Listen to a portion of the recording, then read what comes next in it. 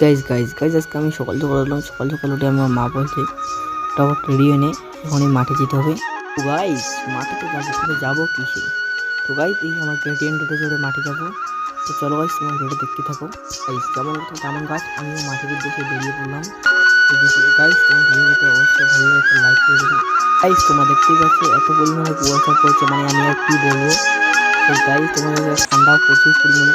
আমি তোমাদের জন্য এত কষ্ট করে একটা ব্লগ করি, তাও তোমরা আমাকে সাপোর্ট করো না। তো গাইস তেমন তো তেমন গাছ, আমিও মাঠে চলে এসেছি।